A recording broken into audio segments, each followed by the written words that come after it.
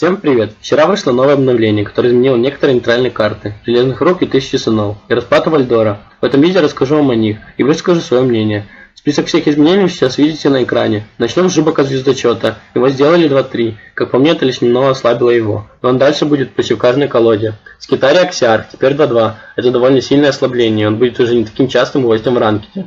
Защитник Скитариев, теперь 5-5. Я считаю, что в этом не было нужды, так он и так был нормальным, сейчас же может стать более востребованным. А обладание теперь можно использовать на любого солдата, кроме строений, но это ничего не поменяло, и тактика все так же бесполезна. Перейдем к Железным Рукам. Камех, теперь 8-8 и имеет упорство, если у вас нет других солдат и стреляет себя на 5. Как по мне, слишком дорогой и все равно бесполезный. Железный Отец, теперь эффект тарана и упорство срабатывает на солдат всех фракций. Теперь это усиленный Баргус, но тоже дорогой, и поэтому вряд ли будет в колодах. Тарагон, теперь 7-9, я считаю, что это бесполезное изменение, так как он стоит 9 единиц энергии, и там без разницы на эту единицу атаки. Буря теперь стоит 1 единицу энергии, это ничего не поменяет, Буря так и будет картой для фана. Молот теперь берет карты и наносит урон всем солдатам врага, равное количеству карт у вас в руке. Это хорошее изменение, Молот теперь вполне играбельный. Теперь про 1000 Сынов.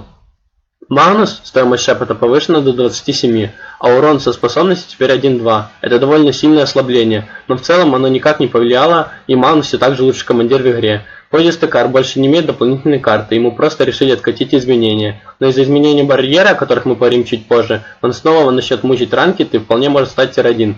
Психический барьер больше не наносит урона командиру. Это очень сильный баф для Фотиса. Отряд Микетри теперь 3-3, но призывает всего один барьер. Я считаю это баф, так как теперь можно спокойно ставить в темп, и он почти наверняка доживет до вашего следующего хода. История Проспера теперь дает 4 единиц психической энергии. Бессмысленное изменение, карта все так же бесполезна. Расплата Вальдора теперь стоит 16 и снижается на 1 каждый раз, когда ваш командир атакует и убивает вражеского солдата. Я считаю это ослабление, так как Вальдору лучше использовать способность, чем пытаться добивать солдат.